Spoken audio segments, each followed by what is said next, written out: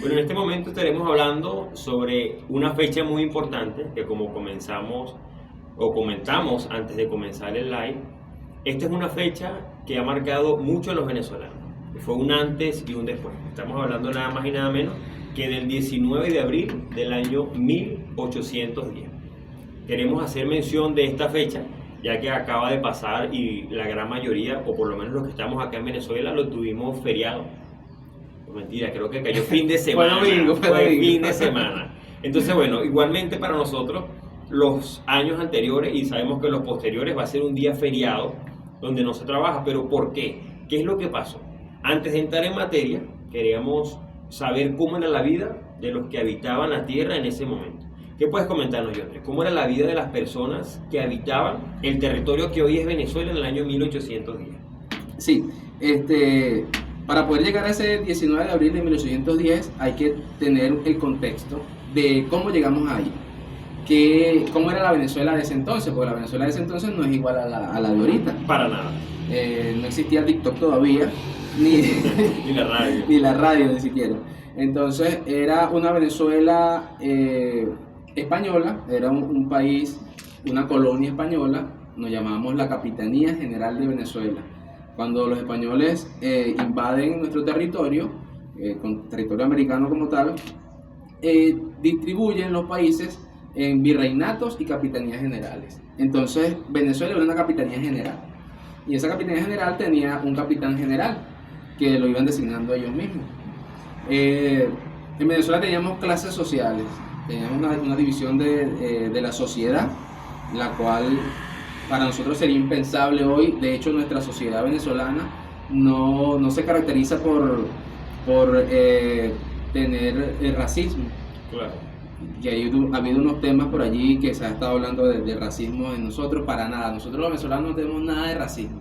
Habrán algunas cosas, algunas frases que se utilicen, pero la gente no lo toma de esa manera. No somos racistas. ¿Tú crees que somos racistas? No, para nada. Incluso los halagos que en otros países, por ejemplo, el mi negro, aquí en Venezuela más bien es como es un halago, dicho propiamente. Entonces no, el racismo pudiéramos decirlo, o por lo menos desde ese punto de vista, no lo tenemos aquí en Venezuela por lo menos. Y a pesar de que nuestra sociedad se constituyó ya con la colonización, existió o instalaron los españoles un sistema de clases sociales, donde obviamente si ellos la instalaron, se pusieron ellos en el tope de la pirámide. Entonces quienes dirigían o quienes gobernaban el país eran los blancos peninsulares, que eran los blancos que venían de España, directamente de España. Entonces los blancos que venían de España eran los del tope de la pirámide, eran los blancos peninsulares. Después de eso venían los blancos criollos o mantuanos. Estos blancos criollos o mantuanos eran los hijos de los españoles, los hijos de los peninsulares que nacían aquí. O sea, si habíamos peninsulares, una familia peninsular tenía sus hijos y nacían aquí en Venezuela, entonces ellos eran considerados blancos criollos o mantuanos. ¿Por qué le decían mantuanos? Era sencillo, porque para la misa, para ir a la iglesia, las mujeres se ponían una mantilla. Entonces las únicas que podían usar mantilla eran las peninsulares y las blancas criollas, o sea, las mujeres. Entonces por usar mantilla se les decía mantuanos.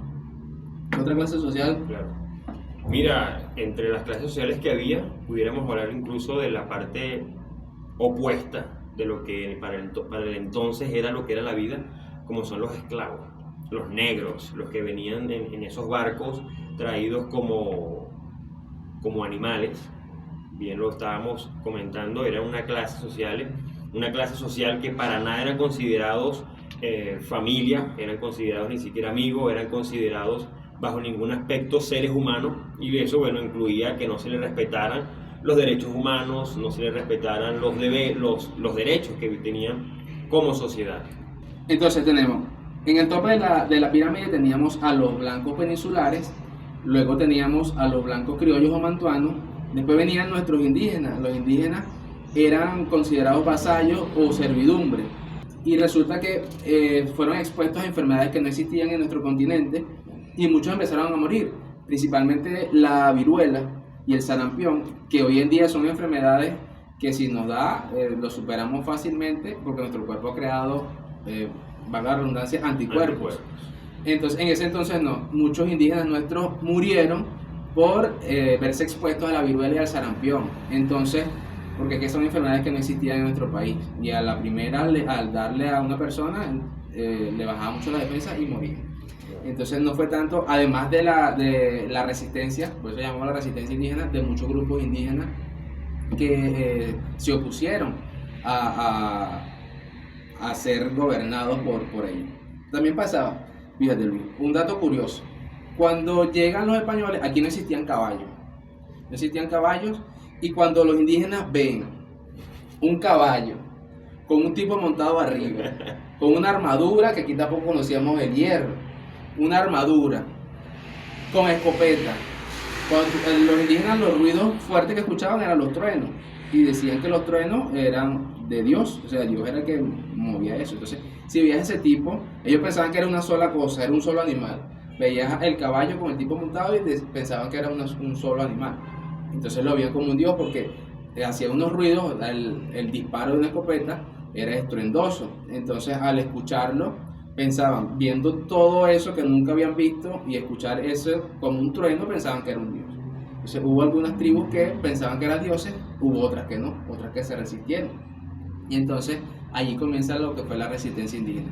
Murieron muchos indígenas por enfermedades y otros murieron por las peleas, por las luchas, para no dejarse dominar. Excelente. Bueno, y los mismos españoles o los que llegaron a estos territorios, al ver lo que impactaba en ellos su presencia, se aprovecharon de eso. Si ellos de por sí tenían poder, tanto económico, político, militar, al ver que causaban pavor contra los habitantes de las zonas, contra estos nativos, bueno, ellos se aprovecharon de eso. Entonces, la diferencia que había en ese momento, las clases sociales que había, era sumamente bárbara. Estamos hablando del contexto de lo que era el año 1810. Pero no solamente existía lo que eran las clases sociales, también hablamos del monopolio comercial.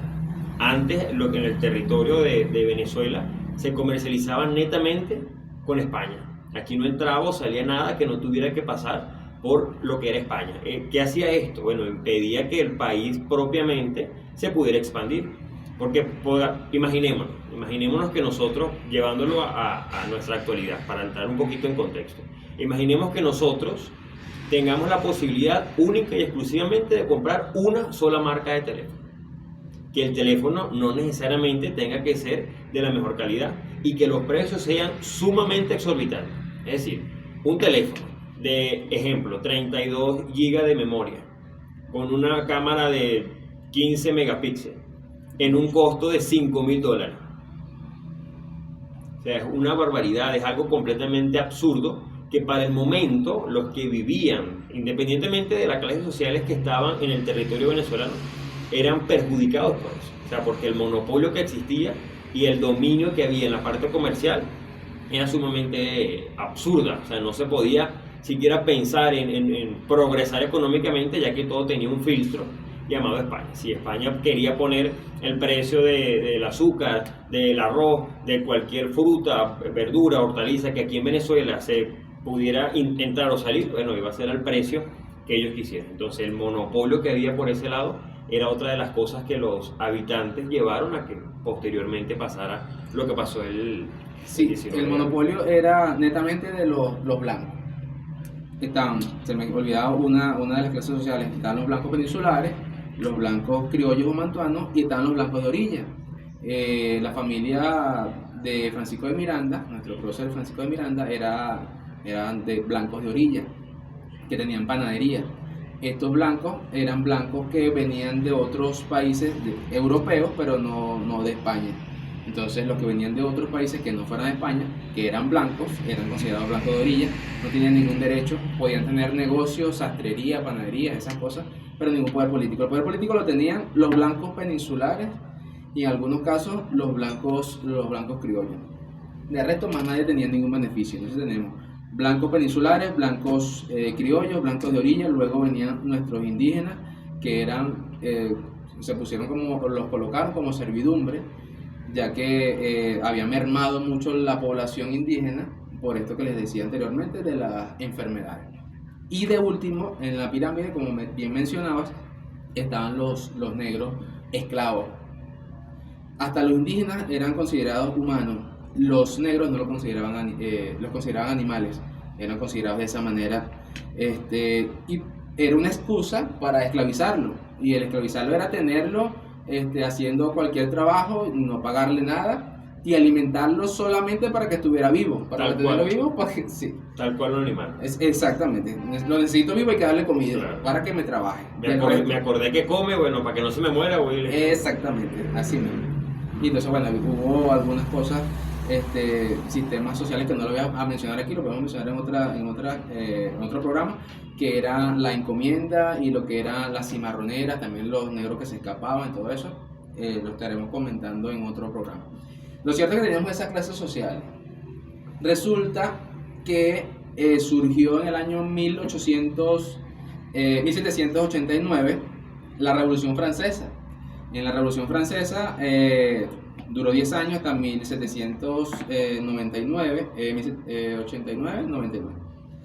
Al terminar la Revolución Francesa, Napoleón Bonaparte toma el poder en Francia y se apodera del Imperio francés y quiere expandirse al resto de Europa y toma control de España. En el año 1808 toma control de España y impone a su hermano como el gobernador o el rey encargado de España, sustituyendo a Fernando VII, que era el rey español. Entonces allí surge un contexto donde ya en Venezuela habían ocurrido movimientos lo que denominamos movimientos preindependentistas, el negro Andrés Sote, el movimiento de Guali España. O sea, Venezuela ya venía, nuestra gente ya venía maquinando esa idea de independencia.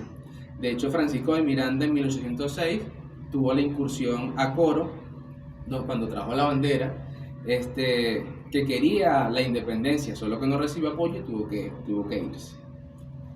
Sí, claro, bueno, entonces en este caso el contexto era Napoleón Bonaparte se apodera del reino de España y los habitantes aquí en Caracas dicen, bueno, si no está el rey aquí no obedecemos. O sea, por una parte el boom se dio cuando los habitantes de Caracas, bueno, en este caso no eran todos los habitantes, eran los de la cima de la pirámide, los que tenían cierto poder económico y político, dicen, bueno, se fue el rey, ¿qué hacemos? ¿Nos regimos por este nuevo reinato o tratamos de hacer una nueva independencia, nos rebelamos? Y bueno, precisamente eso fue lo que pasó. Creo que es materia entrar entonces, ¿qué fue lo que pasó ese día? Sí, habían blancos criollos que se habían estado organizando desde hace mucho tiempo atrás, se tenían reuniones clandestinas, obviamente si el que estuviera a cargo se enteraba de lo que estaba pasando, obviamente iba a disolver esas sociedades que eran ilegales, entonces se reunían de manera clandestina, y entonces eran lo que llamamos la sociedad patriótica. Se venían reuniendo y ellos estaban maquinando eso. Cuando pierde el control Fernando VII, ellos empezaron a pensar en eso, ¿cómo hacemos? Y entonces la excusa era crear una junta en beneficio de los derechos de Fernando VII para disfrazar el hecho. Pasa también, teníamos un capitán general que fue depuesto en el año anterior, en 1809. En mayo de 1809 fue depuesto José de Casas. Y fue cuando llegó Vicente Emparan, o sea que Vicente Emparan tenía menos de un año, tenía 11 meses en Venezuela. Entonces, como capitán general, porque él había sido gobernador en Cumaná. Sabemos que, bueno, lo más cotidiano que conocemos, o por lo menos lo que siempre se nos recuerda, o lo que recordamos, de lo que vemos en el liceo, en la escuela, es que salía un hombre diciendo que sí lo quería, y atrás salía un cura señalando el dedo diciendo que no. Ese contexto, ¿quiénes eran esas personas? ¿Qué era lo que quería esa persona a la que el cura? Estamos hablando de que para ese momento un sacerdote, un cura, era una persona religiosa de Dios, bueno, que en la actualidad lo sigue siendo, pero en ese momento era como más emblemático. Entonces, que venga y rechace públicamente las decisiones o las acciones que quería esta persona, nos indiquen de que fue un momento bastante significativo. ¿Qué pudieras mencionarnos de eso, John? Vamos a relatarle un poquito cómo fue, echarle el cuento de cómo fue Más o menos, yo no estuve ahí, ¿te acuerdas que no soy La vez pasada no nos quisiste decir en qué año naciste, pero bueno, yo creo que estamos un no poquito es más relevante, todavía no soy histórico como para eso. Pero sí, más o menos fue así. En la mañana fue un jueves santo, eso era en plena Semana Santa, un jueves santo 19 de abril. Vicente Emparan, que era el capitán general, se disponía a asistir a la iglesia. Ya previamente habían organizado las personas del Cabildo de Caracas, que era la organización administrativa que existía en ese momento. Esta sociedad o este cabildo estaba compuesto mayormente por blancos peninsulares y criollos. No existía, no le daban cabida a otra clase social. Entonces, habían acordado hacer un cabildo abierto para conversar esto, la preocupante situación existida, porque Francia había tomado España hace unos años atrás y el gobierno de José Bonaparte, que venía siendo el emperador que sustituía a Fernando VII, estaba a cargo. Entonces aquí decían, pues vamos a hacer una sociedad para respaldar los derechos de Fernando VII, supuestamente. Y lo habían propuesto y de eso se iba a hablar, y ya Vicente Emparan sabía el por qué lo estaban citando allí. Lo cierto es que Vicente Emparan asiste al cabildo abierto, pero cuando dan las 9 de la mañana suenan las campanas de la Catedral de Caracas, y entonces el hombre, como no le gustaba mucho la cosa, porque obviamente él era el que iba a salir, porque si no quieren, claro. Él era el que mandaba por parte del gobierno español, y que le habían puesto, estaba tutelado, era lo que se decía, no era algo abiertamente que decía, no, lo mandó Francia, lo mandó José Bonaparte, pero era tutelado por ellos. Entonces, ¿por qué van a confiar en él si no estás de su lado? Entonces, bueno. ¿Y él sabía? Él estaba claro de que era lo que quería. Entonces, él escucha las campanas de la iglesia y dijo, este es mi momento, esta es mi salvación. Literalmente salvado por la campana. Creía él que estaba salvado por la campana. Sonaron las campanas de la iglesia de que iba a empezar la misa del Jueves Santo, y sale y se va. No, yo voy a escuchar mi misa. Le dijo a los demás, bueno, lo siento, yo no voy a la misa. Pero la sociedad patriótica resuelta, o la gente de la sociedad del Cabildo, resueltos a resolver este conflicto de una vez, no lo permiten. Él sale y lo alcanza Francisco Salias, y lo toma por el brazo y le dice, no, regrésese, que vamos a solventar esto de una vez. Y entonces, bueno, al hombre no le quedó otra, no iba a quedar mal parado delante de la gente, y se tuvo que regresar. Al Cabildo. Quería refugiarse en la catedral. Sí, prácticamente quería que se le bajaran los ánimos a la gente, se les olvidara. Y lo cierto es que la gente ya estaba decidida en ese momento a dar ese paso inicial, que vino a ser trascendental para nosotros, porque fue el primer paso hacia la independencia nuestra. Fue el primer paso hacia la independencia de nuestro país y de América, porque Venezuela fue el primer país en dar ese paso. Después los otros países tomaron también de ejemplo nuestras acciones en Caracas. Por eso en el himno dice seguir el ejemplo que Caracas dio. Exactamente, seguir el ejemplo que Caracas dio. Entonces, bueno, se tuvo que regresar para el Cabildo, comienzan a discutir. Obviamente duraron un rato discutiendo las acciones, que querían que ya no siguiera al mando. Entonces, bueno, el hombre, viéndose entre la espada y la pared, decide. Bueno, él creía que el pueblo lo iba a respaldar. Su peor decisión. Su peor decisión fue esa, porque se ve entre la espada y la pared. Y entonces, bueno, yo voy a preguntarle al pueblo si ellos me quieren o no, si ellos quieren que yo siga al mando o no. Lo cierto es que él sale al balcón, y algo que no se dice mucho, pero que es cierto, la gente que estaba afuera, había muchos blancos criollos obviamente, pero llevaban a sus esclavos, llevaban a sus sirvientes, y estos sirvientes no tenían voz ni voto, y ellos simplemente hacían lo que le decía su amo. Entonces, haciendo bulto. Sí, ellos se lo llevaron para hacer bulto. Entonces, cuando Vicente Emparan sale al balcón y pregunta, ¿ustedes quieren mi mando? Entonces la gente se quedó así como que, no sé qué voy a responder, porque yo hago lo que me diga mi amo. Claro. ¿Sí? Entonces, por eso fue necesario Porque en otra circunstancia, en la circunstancia actual... No hace falta que alguien nos señale con un dedo si sí o si no, porque sabemos el contexto. Pero en ese momento ellos no sabían qué iban a responder. Entonces fue necesario que detrás de Vicente Emparan estuviera el padre José Cortés de Madariaga, que por cierto era chileno, pero estaba aquí trabajando como sacerdote. Cumpliendo una misión. Y la hizo. Y estuvo precisamente en ese momento. Estuvo en la parte de atrás y le hizo a la gente, le hizo señas de que dijeran que no. Entonces él dijo, ¿quiere mi mando? Y él le hizo señas y la gente dijo que no. No queremos su mando. Entonces el hombre respondió, yo tampoco quiero mando. Y se retiró. Entonces agarró sus macundales y se fue. Resulta que, bueno, después de eso no fue que solamente se fue para su casa, no. Después de ahí lo metieron preso, a él y a su séquito, sus acompañantes, los que venían de España, los metieron preso y lo llevaron, no sé si el mismo día, pero lo llevaron a La Guaira, al puerto de La Guaira, para que se fueran, lo mandaron para España de una vez. Entonces, esas fueron las acciones. Ahí mismo se reunieron, redactaron el acta del 19 de abril, que obviamente cada vez que hay un cabildo, hay una situación algo relevante, se redacta un acta que quede todo por escrito. Se levantó el acta del 19 de abril y allí comenzó, ese fue el primer paso hacia la independencia. En esa acta se redactaba de que era en defensa de los derechos del rey Fernando VII.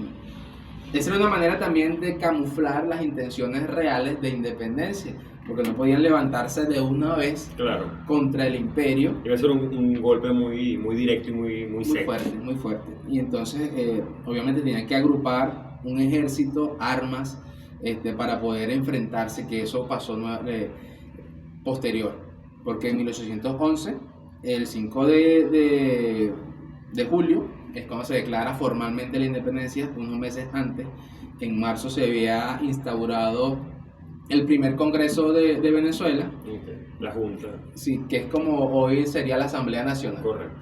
Ellos fueron los que crearon la primera constitución que tuvimos. Que prepararon el terreno para dar como tal el estacazo final. Exactamente. Ellos hicieron la constitución de 1811, que fue la primera constitución, la primera república. Correcto. Una constitución fue la primera república. Lamentablemente esa república se perdió en 1812.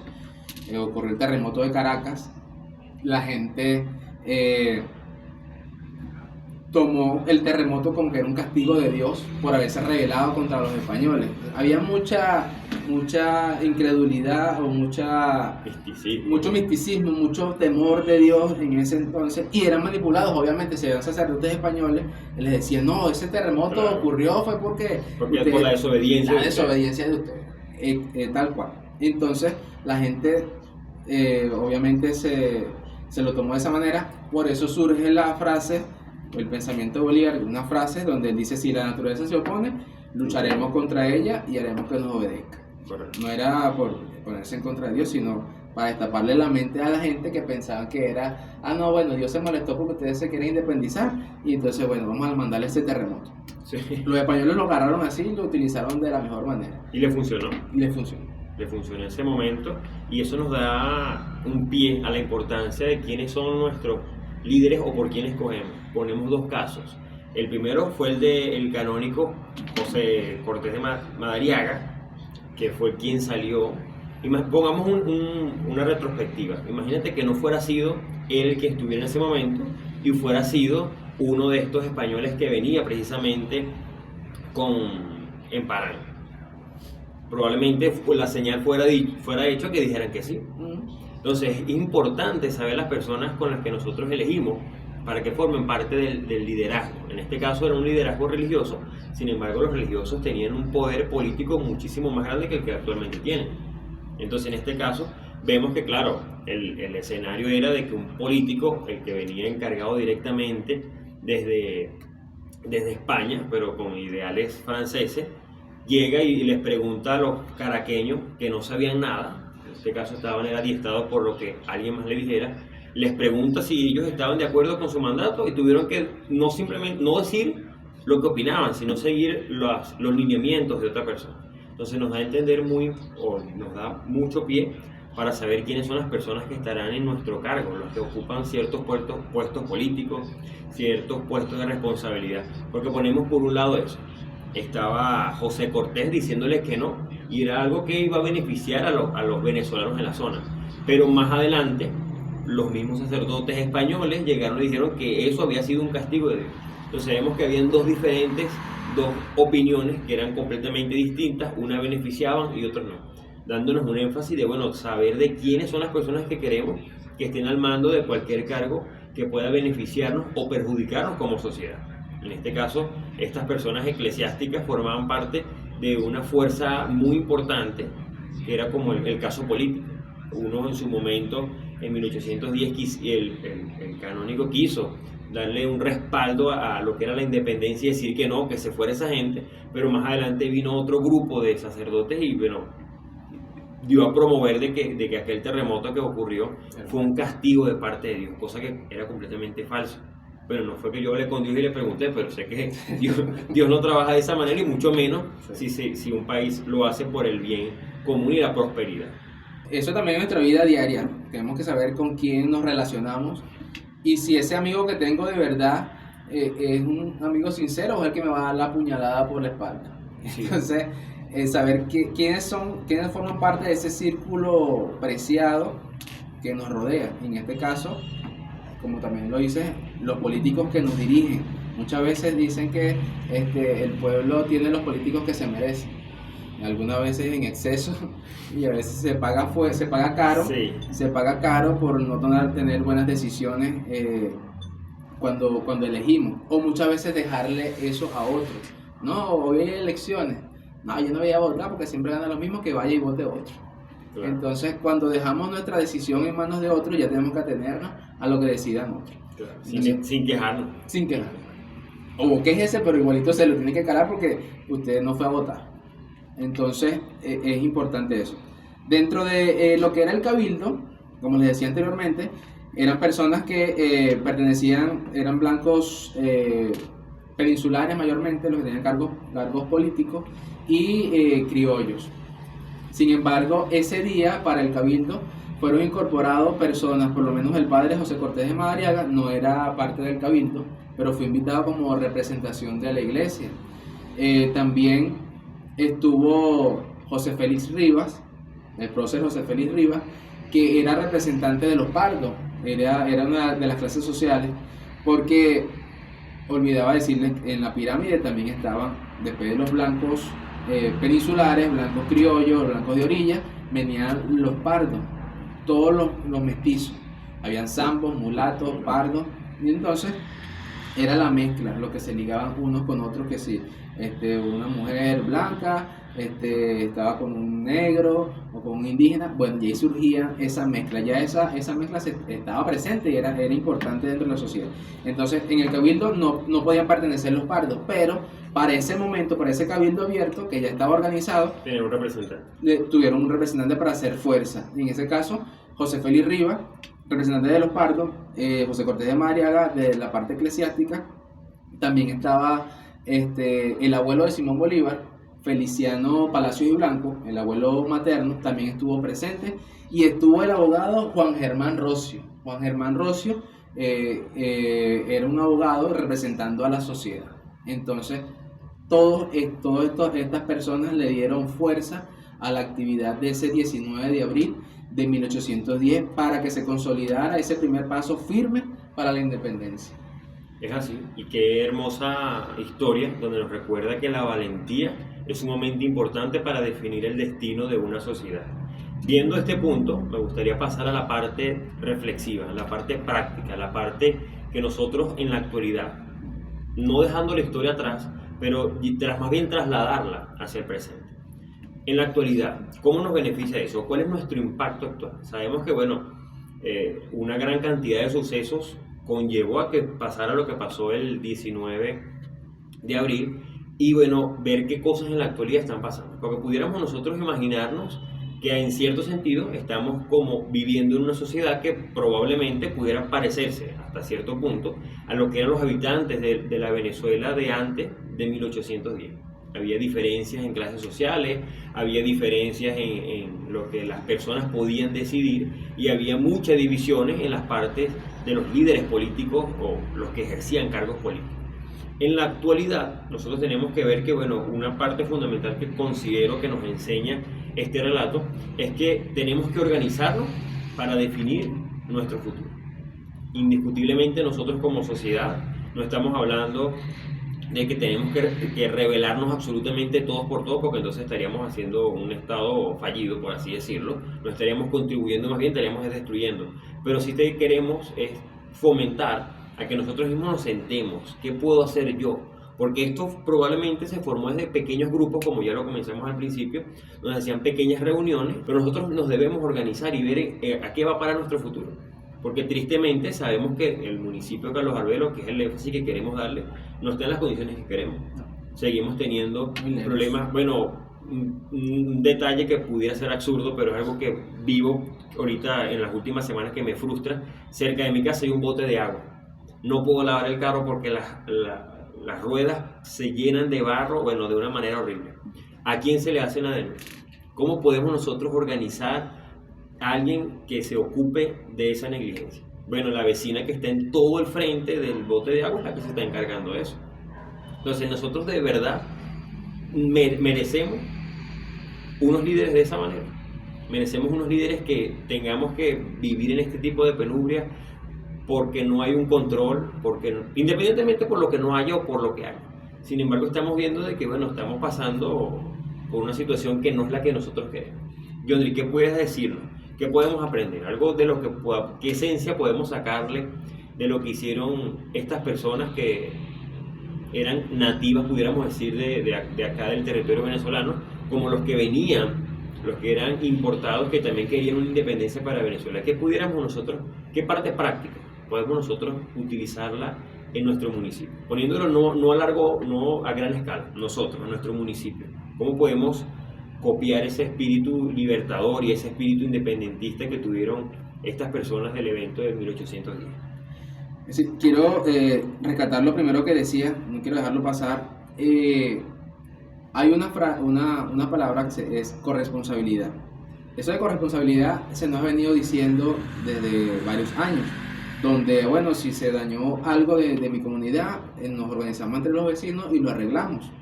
Bien, eso está bien. Pero también hay unos entes que deben abocarse a esas cosas, porque para eso se pagan impuestos y todo lo demás.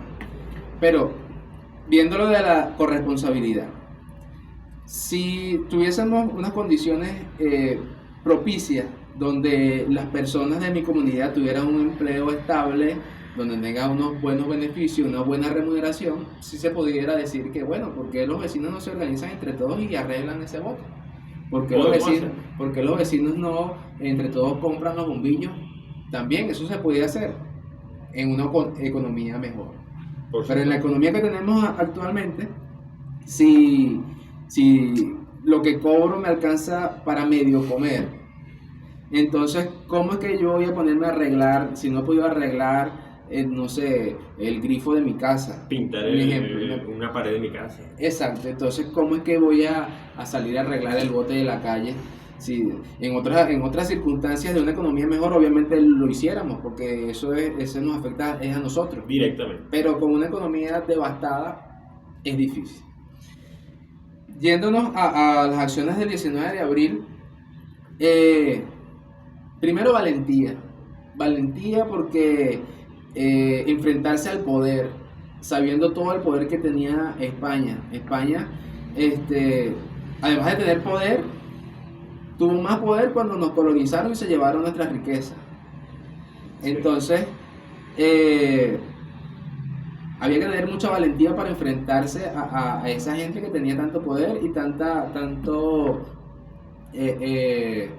emisarios en todo el continente, porque estaba el virreinato, estaba en Nueva Granada, lo que hoy es Colombia, y además lo que hoy es Ecuador, Chile, Argentina, todo eso estaba el Imperio Español apoderado. Tenían presencia en todo el continente. Exacto, entonces enfrentarse a eso era bastante peligroso. De hecho, Francisco de Miranda, que fue uno de los primeros, que en 1806 vino con la bandera y buscando mover a la gente, se tuvo que ir porque fue repelido por los militares de ese entonces y era muy valiente.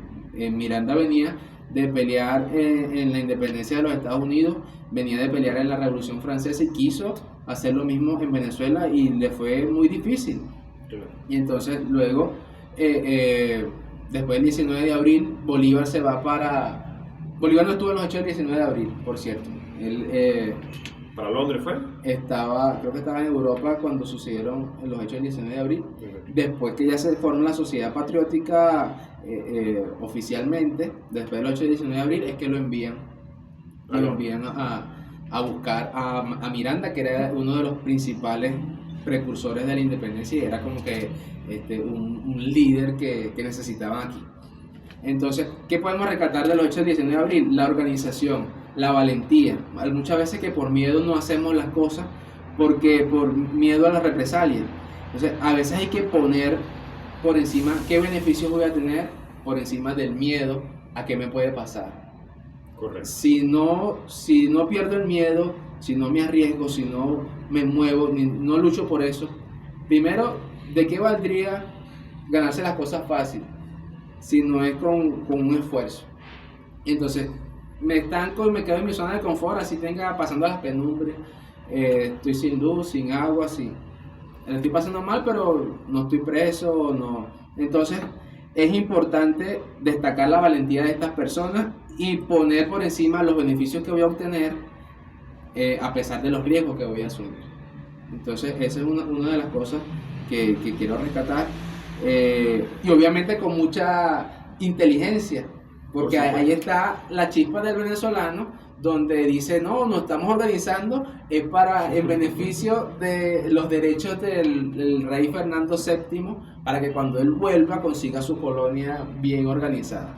Cosa que no pasó, porque Fernando VII vuelve a tomar el poder, después se repone, vuelve a tomar el poder en España y vuelve con una fuerza absolutista devastadora, donde mandó las tropas más grandes que se habían enviado a América. Mandó a Pablo Morillo con unas tropas militares a enfrentarse a todas las personas que querían la independencia. No fue que, bueno, voy a respetar a los que estaban luchando por mis beneficios, mis derechos, supuestamente. Claro. No, él vino, fue como que cortando rabo y oreja, como dice.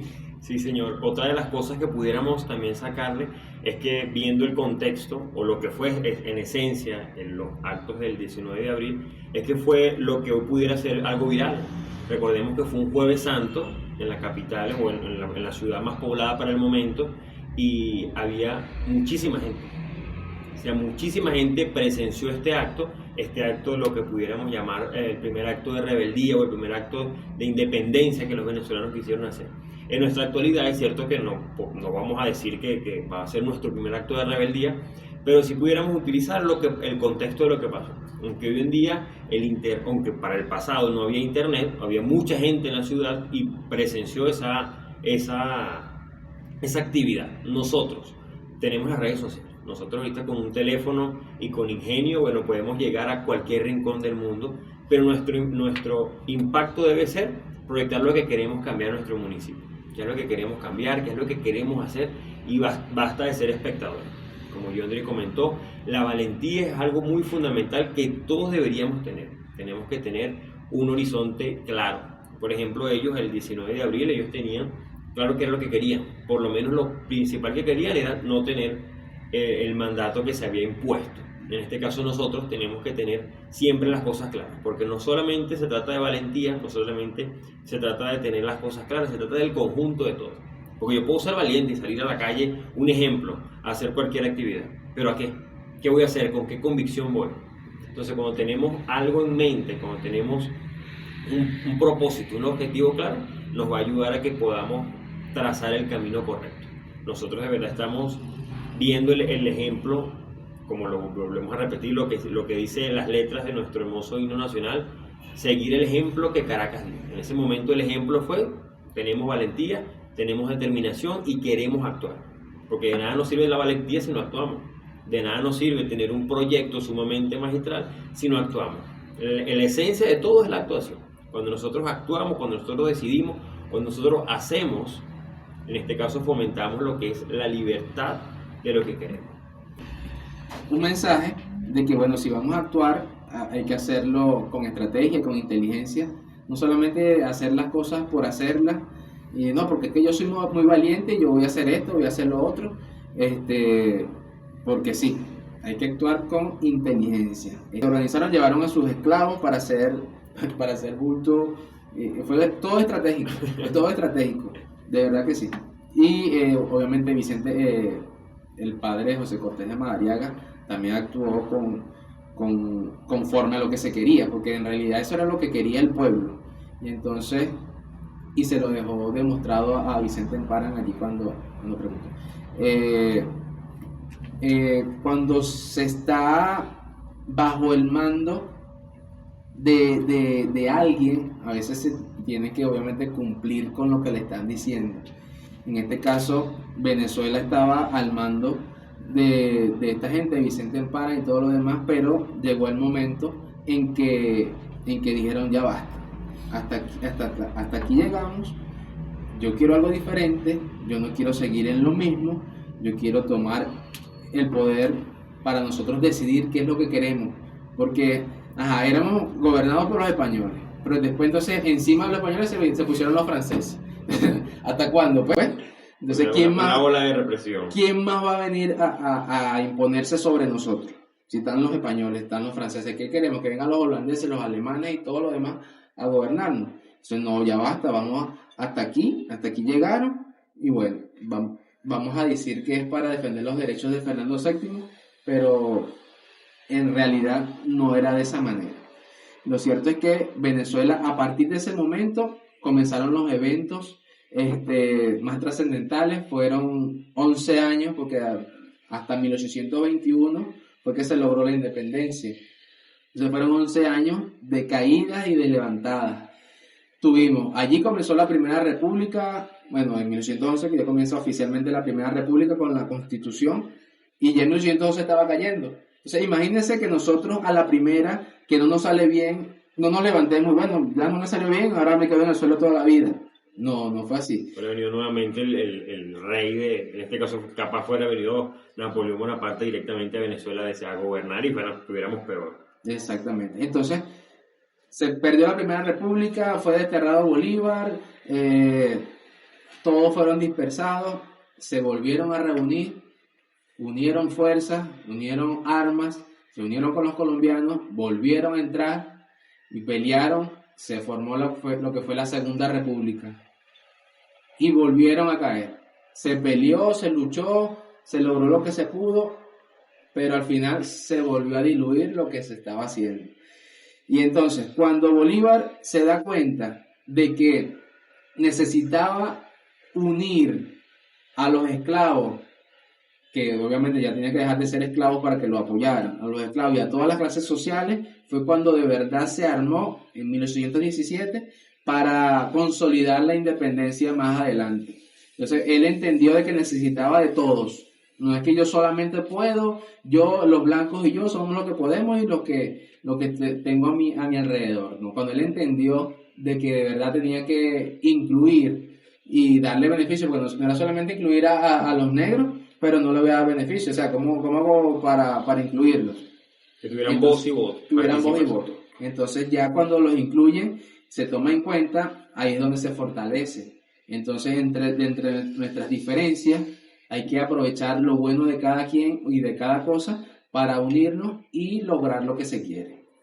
Indiscutiblemente, la unidad es lo que va a mantener que nuestro municipio, nuestro país, vuelva a ser grande. ¿Qué es lo que queremos? La unidad entre todos, como hemos comentado, todos somos importantes. Independientemente, tenemos que saber que la libertad y la independencia es un músculo que tenemos que trabajar diariamente, todos los días fortalecer.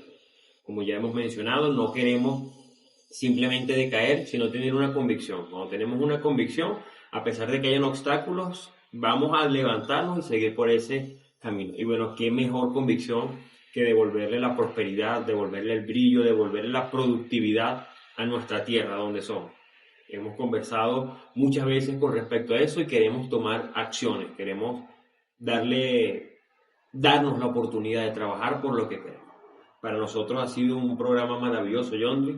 Nuevamente agradeciéndole a la directiva de la radio Laguna Azul 104.9 FM, a todos los que se están conectando en el live de TikTok, a los que se han suscrito en nuestro canal de YouTube, que bueno, hemos puesto ya esta semana el primer episodio de lo que es nuestro segundo podcast allí. Lo invitamos a que los puedan ver. Queremos que nos comenten, queremos que nos indiquen qué otra cosa sobre el Central Tacarigua les gustaría que habláramos. Pueden escribirnos a nuestros teléfonos, como ya lo hemos comentado. Pueden escribirnos por nuestro canal de TikTok, mandarnos mensajes al privado. Nosotros queremos crear una comunidad que nos sintamos todos unidos.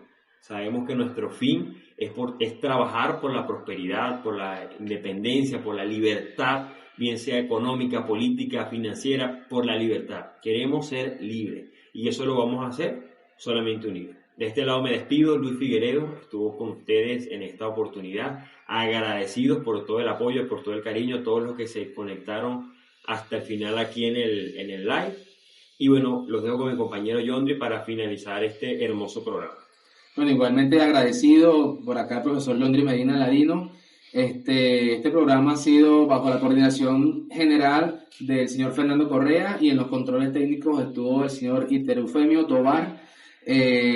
Agradeciéndole siempre a nuestra emisora Laguna Azul 104.9 por abrirnos las puertas y permitirnos llegarle no solamente a toda la gente de Central Tacarigua, sino a todos los que están fuera del país o que están en lo ancho y largo de nuestro territorio nacional y fuera, porque tenemos personas que están conectadas en los Estados Unidos, en República Dominicana, y sé que también nos estarán viendo en Ecuador, en Argentina, tengo familia por allá. Chile, y bueno, me gustaría llegarle a todos mis familiares y a todas esas personas que necesitan un poquito de su tierra, de su terruño, para que se sientan un poco, por lo menos ese rato en casa. Entonces nos despedimos. Muchísimas gracias por su atención y nos vemos en una próxima cosecha de los Comemangos. Hasta luego.